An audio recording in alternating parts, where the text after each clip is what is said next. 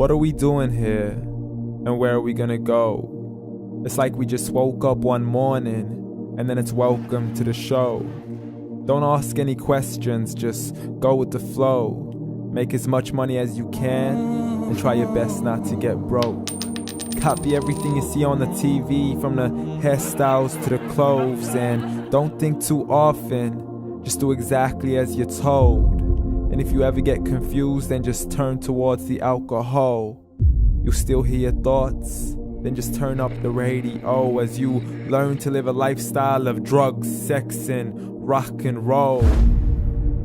But in all honesty, I just need to know, is there more to the cycle than growing and getting old? Living and dying just to leave behind a happy home and a whole lot of property that somebody else is going to own. I just really need to know before the casket's closed, 'cause I'm not willing to gamble with my soul, nor am I ready to take any chances. These are just simple life questions and I'm just searching for some answers. Like, what are we doing here? And what is our purpose? How did we get here, and who made us so perfect?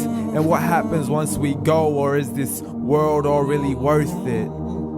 Questions we don't answer because apparently we don't really have to. There's no purpose to this life and our existence is merely natural. Then in that case, please let me ask you, did you create yourself, or was it somebody else who had fashioned you? 'Cause you're a being that's impeccable, faultless and unparalleled. You're a product of supreme intelligence and I'm merely being rational. For there isn't a camera on this earth that can come close to the human eye, nor a computer that can compete alongside the human mind. And if the whole world was to come together, we wouldn't be able to create a single fly.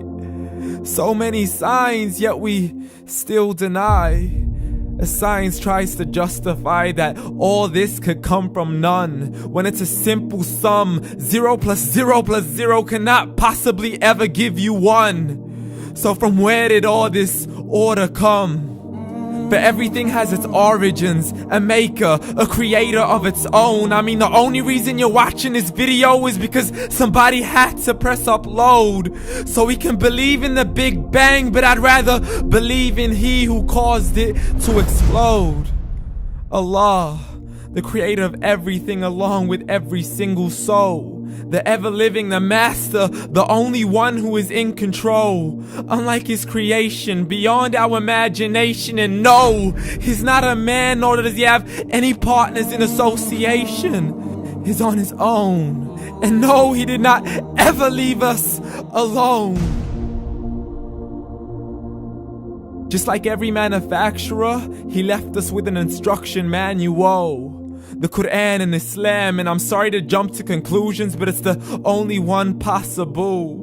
The only definition of God is the one and only supreme being. It's logical, a book with 0 contradictions, with miracles that are both scientific and historical, all revealed over 1400 years ago. Like the detailed description of the human embryo. The descriptions of the human embryo in the Quran cannot be based on scientific knowledge in the 7th century. To the mountains as pegs holding firm the earth below, and the 2 seas that don't mix in a complete separate flow. To the planets in orbit, alternating night and day as they stay in flow. The expansion of the universe and the creation of everything from H2O. To the stories of the past and the preservation of Pharaoh. To identifying the lowest point in the land where Persia defeated Rome. The gushing fluid that created man in the glands between the ribs and the backbone. And not a word has changed, it's still the same. So please explain how all this was known over 1400 years ago. To a man who couldn't read or write as he would recite whatever the angels spoke.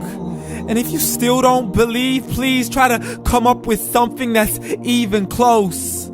But you can't, so we took God as a mockery and his messengers as a joke. Muhammad could not read or write.